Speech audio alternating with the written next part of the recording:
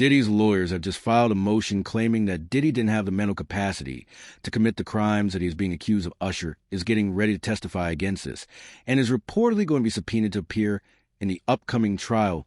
This proves that after Cassie, more high-profile celebrities are going to testify in Diddy's trial. Not only that, but the judge has also denied Diddy's request to delay the trial, and an essential piece of evidence is now being investigated, all of which could bring Diddy down to his knees. There's a lot to discuss, so let's break it down. According to Diddy's defense, what he's saying is that his mental capacity to commit the crimes while he was wasted is part of why he's saying, he should not be charged in these crimes. He even has a doctor who is lined up to testify. Now, prosecutors have filed their opposition to this line of testimony. Basically, they're saying he has a mental condition bearing on the issue of guilt. So I don't know what he's trying to pull here. Right. But which crime is he saying he did? I guess what he's saying is the effects of the drugs and alcohol on his memory and cognitive function. They're saying his defense is trying to say because of that, he shouldn't be held liable for what happened. So I don't know. This should be interesting to see how this plays out. Prosecutors also want to block testimony of a forensic video expert that says that video was basically altered. That's what Diddy Which was video? into. The Cassie With video? Cassie, yes. Yes. So the trial starts, by the way, in just a week. So we're getting ready for that to happen. Diddy's lawyers have realized that there's no way they can stop Diddy from going to jail now. So they're now trying to say that Diddy was too drunk to know that what he was doing was wrong. According to court documents, a motion was filed by Diddy's attorneys on Sunday, April 27th, claiming that due to the effects of drugs and alcohol, Diddy's mental capacity was diminished. If this motion is accepted, Diddy would basically get away with everything. They'll all be attacked on cross-examination. Their character will be impugned. They will attack the victims for not coming forward until Cassie Ventura came forward. How do you fix that? You find an outcry witness. What is an outcry witness? An outcry witness is someone the victim told about their at the time. So 10 years ago, I told you Sean Combs raped me at this party. I told you that then, but I never made a police report. That adds credence, credibility to the victim's statement. So a lot of victims are going to be attacked because they continued in a seemingly friendly relationship with Combs. A lot of women do that. Your boss makes advances on you unwanted. What do? Quit and starve? There's a lot of reasons women maintain a relationship with the rapist. So we may lose credibility on a couple of witnesses, but the sheer number of them, I find it hard to believe that a jury will choose to disbelieve all of these ladies and choose to believe Sean Combs. So it looks like they're going to try and say that Diddy's mental capacity could not make it possible for him to commit these crimes, claiming that maybe drugs or alcohol could have been at fault. Apparently, a couple of weeks ago, the prosecution offered Diddy a plea deal, which he turned down. We don't know the details of what that plea deal entailed, but he said he's not taking it. This is coming after they've added additional charges, like the second superseding indictment. You know that Cassie video where you see Diddy dragging her in a hotel from 2016? The judge says that it can be included after Diddy's defense team had been trying to have it not included. So according to People magazine, they said prosecutors recently filed a motion disputing any testimony that might show that Sean Diddy Combs didn't have, quote, the mental capacity to commit the crimes he's accused of because of the effects of drugs or alcohol. The motion filed on April 27th references apparent testimony from a psychiatrist on behalf of the defense and asked the judge to prevent his testimony during Combs' trial. This motion came after 4 failed motions to suppress evidence or get rid of expert testimonies. Diddy's lawyers claimed that all the freak-off tapes and baby oil recovered from Diddy's mansion were taken illegally, and the search warrants weren't obtained legally. They wanted all of these tapes to be considered inadmissible. Judge Arun Subramanian, however, declared all evidence that had been submitted as admissible, and now there's a good chance The freak-off tapes are going to be played in public. Now to Sean Diddy Combs, looking to suppress evidence in his federal trial. Senior investigative correspondent Aaron Katersky is back with the story. Good morning again, Aaron. And to you, Michael. You'll remember federal agents from Homeland Security investigations were hardly shy when they raided Sean Combs' opulent homes in Los Angeles and Miami, guns drawn. The jailed music mogul now argues those searches and other searches of his iCloud accounts, electronic devices, and New York City hotel room following his arrest were unconstitutional. His lawyers argue evidence obtained through those searches must be suppressed. Diddy's lawyers say the government presented a grossly distorted picture of reality when applying for the search warrants, omitting certain facts and including salacious details from an unnamed producer that were never credible. Combs has pleaded not guilty to racketeering conspiracy, sex trafficking, and prostitution charges. The defense is also arguing here his ex-girlfriend, Cassie Ventura, was a willing participant in drug-fueled sex performances called freak-offs, not coerced, as prosecutors allege. This latest challenge to his case comes 3 months before trial, and as Combs loses one of his attorneys, Anthony Rico says under no circumstances can he continue to represent Combs. He offered no details about that decision, Robin. Okay. All right. Thanks to you, Aaron. To make matters worse, Diddy's motion to get the tape of him beating Cassie removed from evidence has also been denied. First posted by CNN, the video footage showed Diddy violently beating Cassandra Ventura and then dragging her by the hair. Diddy's lawyers have tried multiple times to get this video removed from evidence, and they are now saying that this footage has been edited to make Diddy look worse. They say that the original tape is over 30 minutes long, and editing it to make it shorter makes it inadmissible. We turn to his motion in limine to exclude video footage of that March 5th, 2016 incident. Motion in limine is a pretrial motion that aims at preventing evidence from coming into trial or limiting it in some way. And it starts by saying, quote, "There is no longer any dispute that the CNN footage from March 5th, 2016 at the Intercontinental Hotel offered by the government at 3 separate bail hearings is wholly inaccurate, having been altered, manipulated, sped up, and edited to be out of sequence.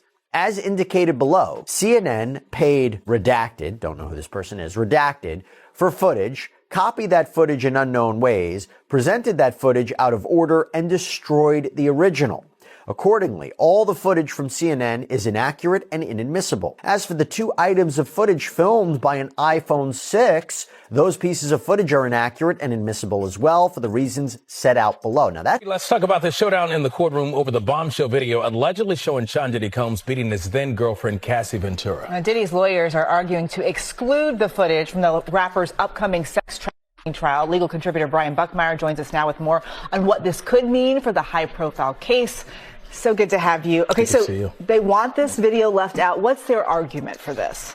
So Mark Agnifilo, Sean Combs' attorney, is arguing that, you probably hear this phrase, this is not a true and accurate representation of what the video depicts. He's saying a number of arguments that the CNN had taken this video and sped it up. They kind of chopped it up into this montage, and it's not accurate. He's also making the allegation that the original video no longer exists. And so because this isn't accurate, the jury shouldn't see it. And according to Diddy's attorneys, because the original doesn't exist or it's been tampered with, no video such as this should be presented to the jury. So what is CNN saying about these claims? So CNN has come out and said, we did not alter it. We did not change anything. And in fact, they're saying that they do have the original as well. So on multiple levels, Sean Combs' argument kind of falls flat, because if it is sped up, and I think there is some degree of it's being sped up, if the original still exists, that can still be used as evidence against Sean Combs, not necessarily to the allegations of trafficking, RICO conspiracy, or the transportation purpose of prostitution, but to show that this is a force that it was used to keep victim number 1, who we believe to be Cassie in this video,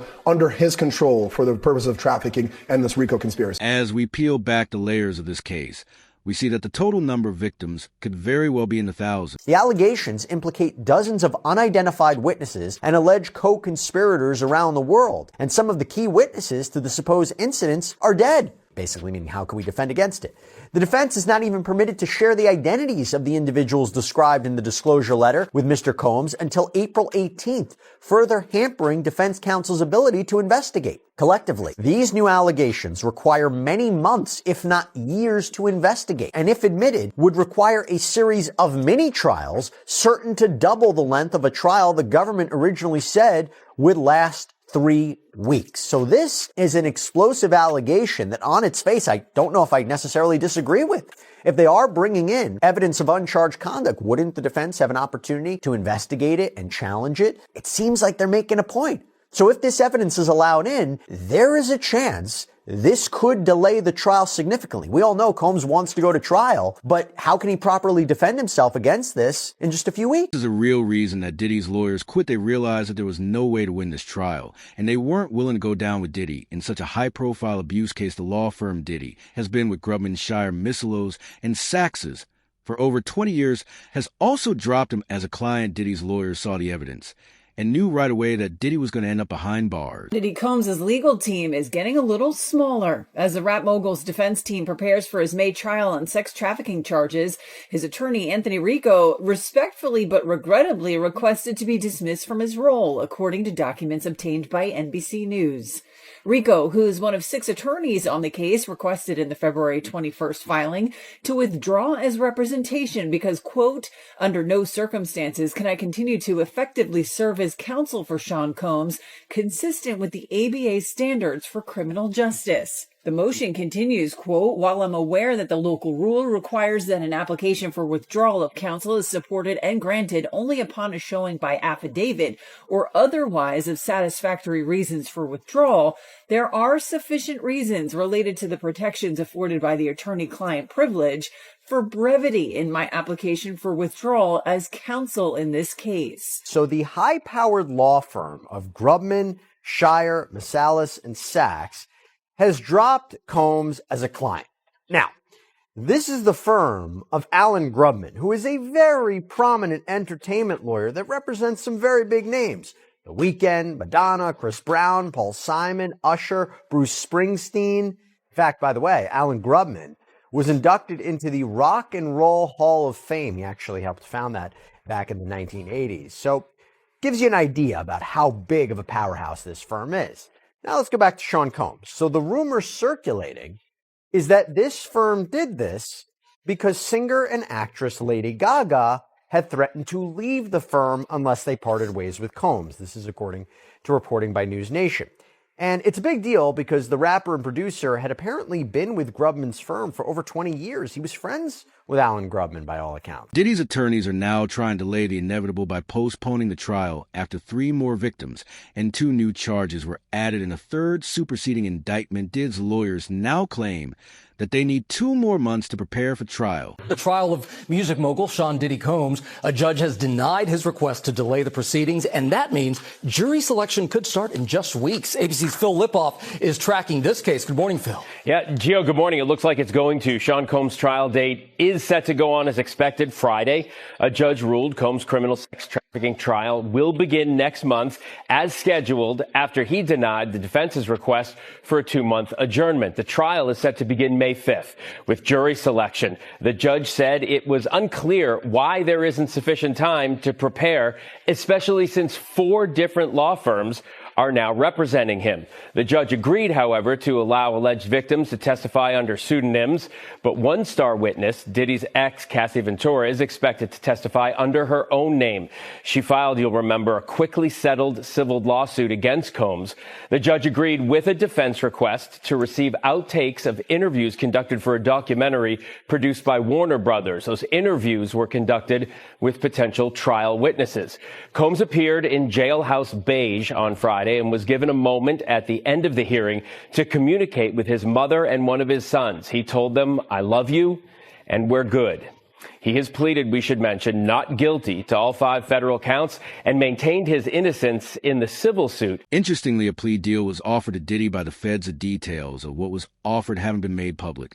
But the fact that this deal was offered by the feds rather than the prosecutors means that there's a good chance Diddy was asked to snitch on someone who worked with this person is most likely another record company executive.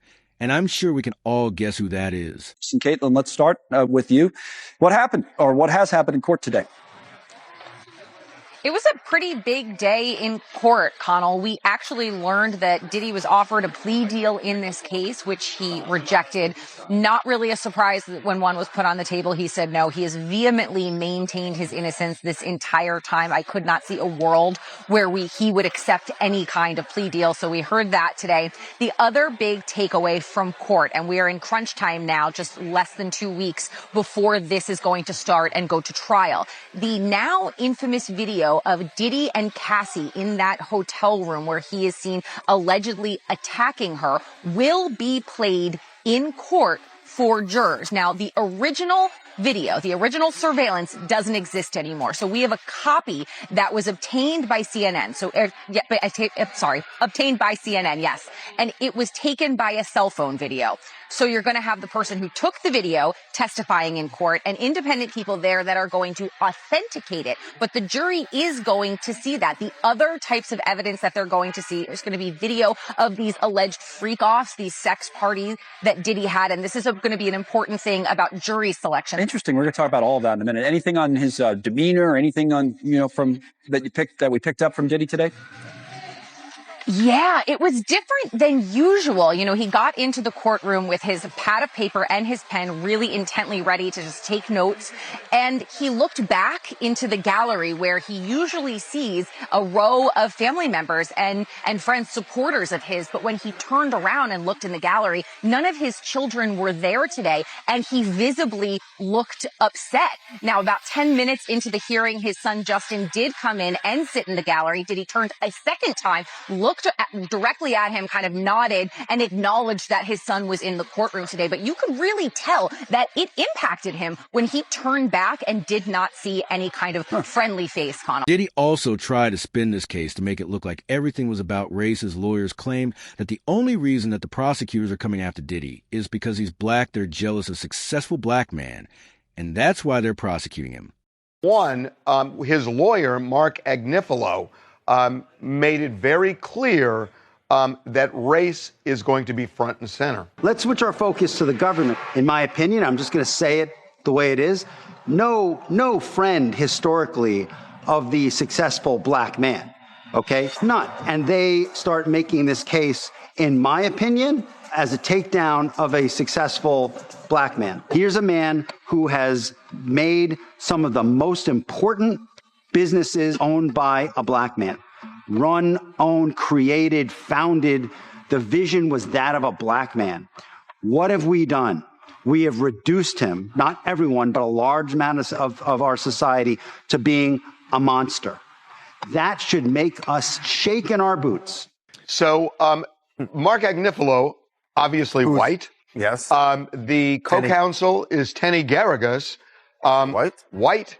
And Mark Garrigus, her dad, who we're told is going to play a significant part in this case, white. Well, and let's remember, you're going to have at least one witness and probably a parade of witnesses of black females who are going to claim they were victimized by Diddy.